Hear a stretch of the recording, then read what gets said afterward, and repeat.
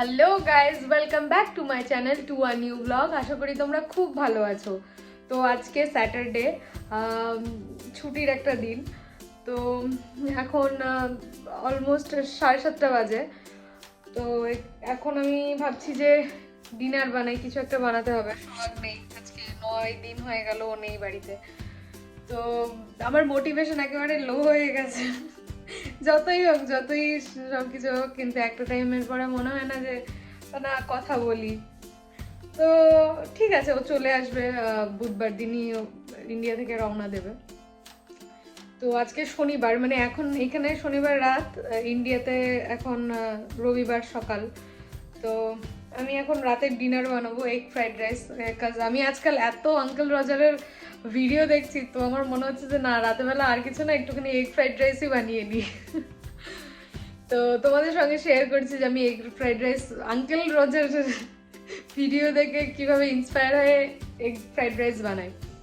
তো চলো বানিয়ে নিই এগ ফ্রাইড রাইস। তো এই হচ্ছে ইনগ্রিডিয়েন্ট, একটা স্প্রিং অনিয়ন, এটা মেক্সিকান স্প্রিং অনিয়ন। তো এটা নিয়েছি, রসুন কয়েকটা রোয়া লাগবে, আর ডিম নিয়েছি একটা। তো এই হচ্ছে ইনগ্রিডিয়েন্ট, সিম্পল।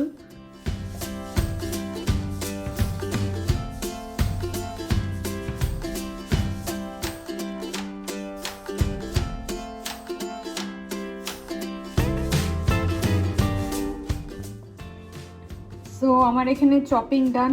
এটা হচ্ছে স্প্রিং অনিয়নের নিচের যেই অনিয়নটা থাকে সেইটা, এটা স্প্রিং অনিয়নের ওপরের দিকটা, আর এটা হচ্ছে রসুন কুচিয়ে নিয়েছি সুন্দরভাবে।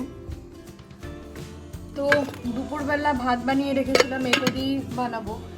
আর এইখানে আমার প্যান গরম হচ্ছে, প্যানের মধ্যে একটু তেল দিয়ে দেবো।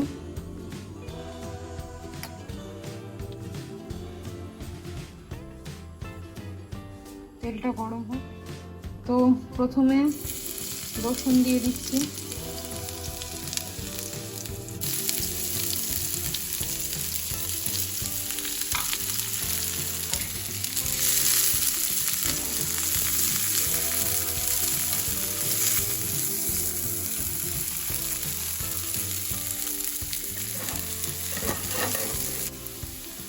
তো মোটামুটি হয়ে গেছে। এর মধ্যে ডিম ভেঙে দেবো, ফার্স্ট টাইম ট্রাই করছি এক হাত দিয়ে ডিম ভাঙা।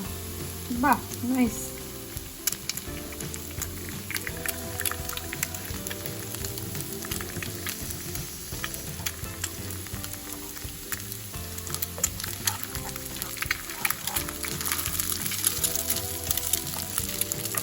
তো আমার এই এগ ফ্রাইড রাইসে আমি চিলি জাম ইউজ করবো না, জেমি অলিভারের মতো।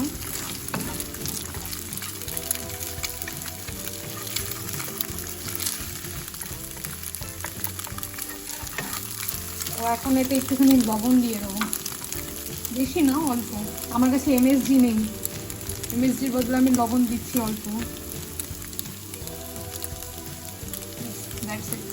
এর মধ্যে আবার সয়া সস দিতে হবে, তো তার জন্য অল্প লবণই ঠিক আছে।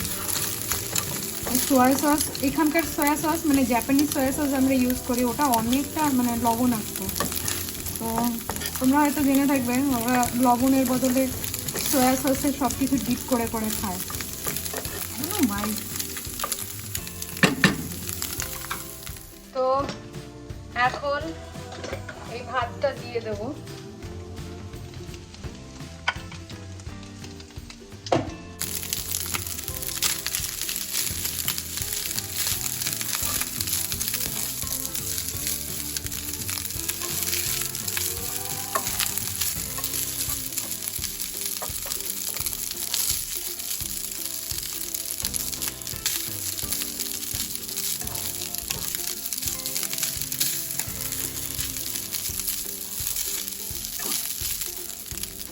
মোটামুটি ভাজা হয়ে গেছে।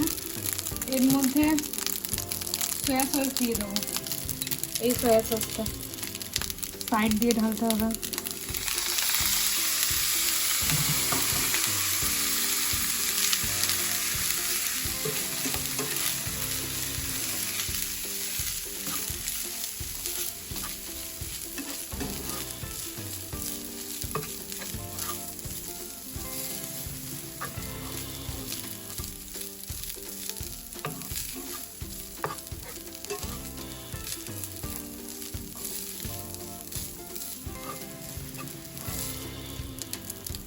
তো এটা মোটামুটি হয়ে গেছে, এখন স্প্রিং অনিয়নটা দিয়ে দেবো।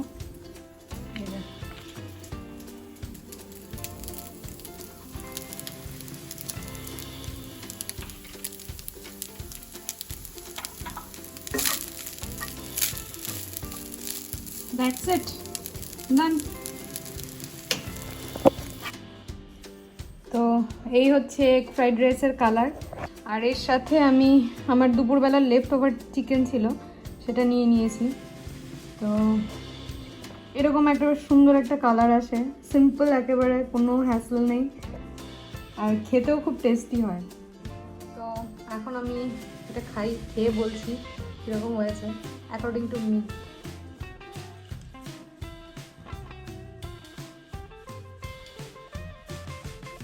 আজকে লবণ কম হয়ে গেছে। অ্যাকচুয়ালি অন্যান্য দিন আমি শ্রিম্প দিই, শ্রিম্পের জন্য আলাদা একটা ফ্লেভার আসে। আজকে একেবারে সিম্পল বানিয়েছি। শ্রিম্প দিলে আরও মানে টেস্টি বেশি হয়। শ্রিম্প মানে হচ্ছে চিংড়ি মাছ, তো ওইটা দিলে আরও একটু বেশ এক্সট্রা কিক আসে, বেশ সুন্দর একটা ফিশি একটা স্মেল থাকে, চিংড়ি মাছের গন্ধ যেটা সেটা থাকে। বাট এটাও খারাপ না। লবণটা, আমি লবণ কম খাই, আমি যেটুকুনি খাই তার থেকেও কম হয়ে গেছে লবণ নেই।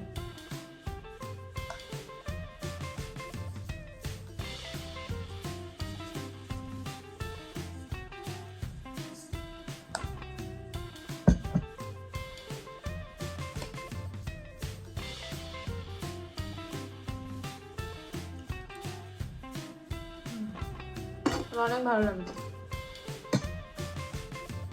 তো এই হচ্ছে আমার এগ ফ্রাইড রাইসের রেসিপি। যদি তোমাদের ভালো লেগে থাকে তাহলে দেখো, ট্রাই করে কেমন লাগে আমাকে জানিও। আর এটা অ্যাকচুয়ালি আমি এত আঙ্কেল রজারের ভিডিও দেখেছি, আমি বাধ্য হয়েছি এটা বানিয়ে খেতে। যে মানে হয় না একটা দেখতে দেখতে যে না চলো এগ ফ্রাইড রাইসই বানিয়ে নিই। তো আমি আমার ডিনারটা শেষ করি। আর তোমাদের যদি এই ভিডিওটা ভালো লেগে থাকে প্লিজ লাইক করো, কমেন্ট করো, আর আমার চ্যানেল সাবস্ক্রাইব করো। টিল দেন টাটা, দেখা হচ্ছে একটা নতুন ভিডিওর সাথে।